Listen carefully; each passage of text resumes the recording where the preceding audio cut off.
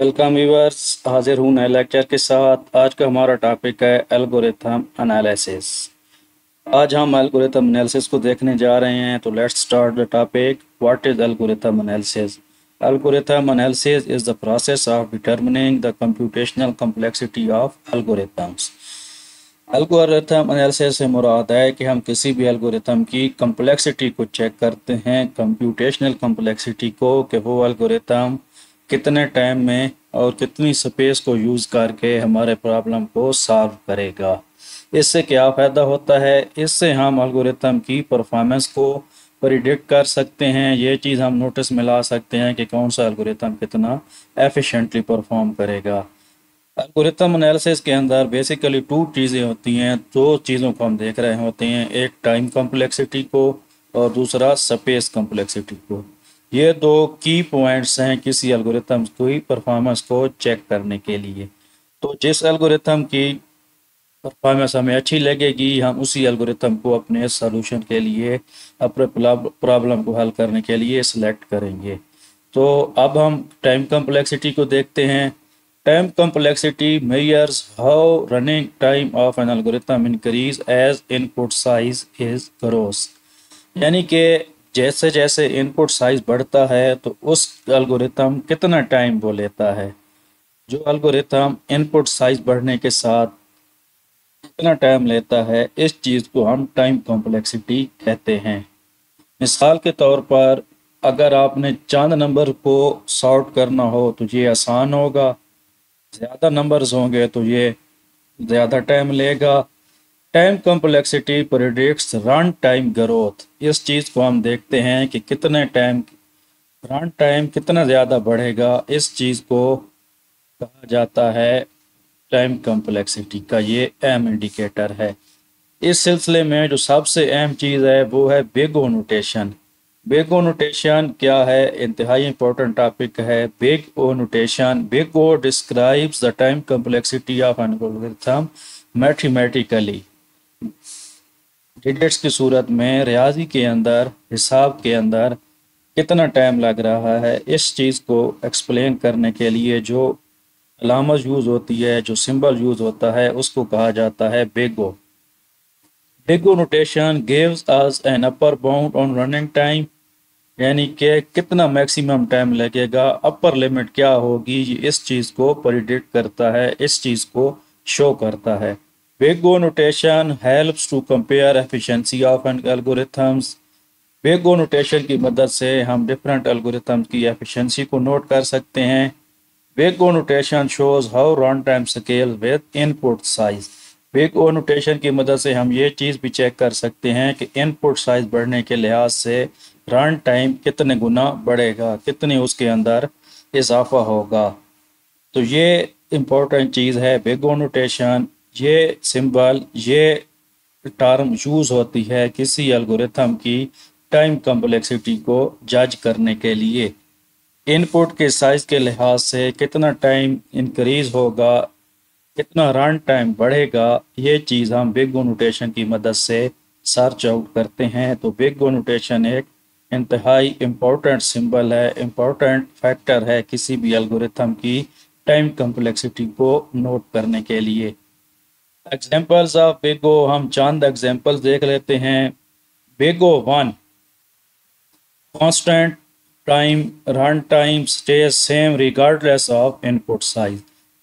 Ideal cases में जहां पर इनपुट साइज जितना भी बढ़ता रहे, कांस्टेंट टाइम रन टाइम रहेगा, तो उसको हम डिनोट करेंगे बिग ओ वन से।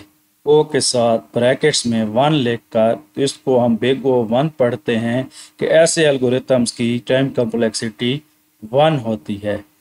सेकंड इसकी एग्जांपल है big O n, linear time run time grows proportionally with the input size. Big O n, n से मुराद है इनपुट का साइज। जितनी इनपुट इंक्रीज होगी उसी प्रोपोर्शन में हमारा रन टाइम भी इंक्रीज होगा।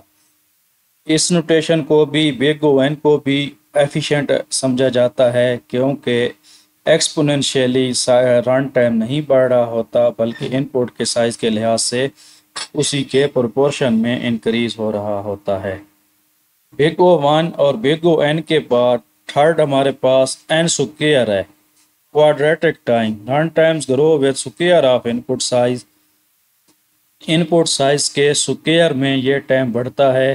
तो बिग ओ ऐसे एल्गोरिथम जिनका रन टाइम एन स्क्वायर हो तो इनको इतना एफिशिएंट नहीं समझा जाता, क्योंकि इनपुट की साइज बढ़ने के लिहाज साथ साथ इनका रन टाइम उसी एक्सपोनेंशियली ग्रो कर जाता है। नेक्स्ट एग्जांपल है big O log of n. algorithmic time run time grows very slowly like binary search. ये एफिशिएंट एल्गोरिथम की निशानी है कि इनपुट साइज बढ़ता है लेकिन उसके कंपेयर में उसके पैरेलल हमारा रन टाइम उस हिसाब से नहीं बढ़ता।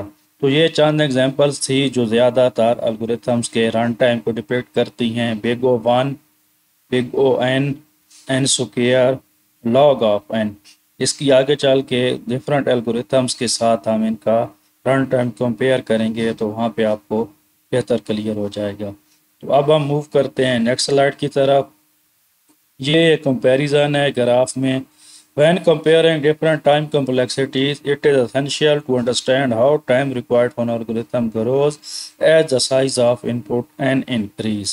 Constant time represent big O1 remains unchanged regardless of the size of the n। तो इनपुट साइज और टाइम की ये कॉम्प्लेक्सिटी है। बिग ओ वन में हमारा रन टाइम कांस्टेंट रहता है, इसमें किसी किस्म की चेंज नहीं आती जितनी भी आप इनपुट इंक्रीज कर लें। बिग ओ एन के अंदर जैसे जैसे इनपुट साइज बढ़ता जाता है उसका रन टाइम भी बढ़ता जाएगा।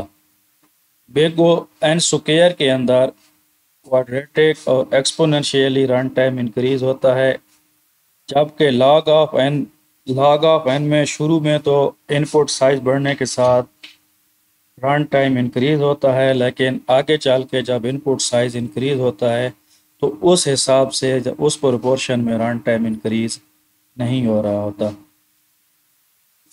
टाइम कॉम्प्लेक्सिटी के बाद अगला इंपॉर्टेंट फैक्टर है space complexity. Space refers to the memory being occupied by algorithm.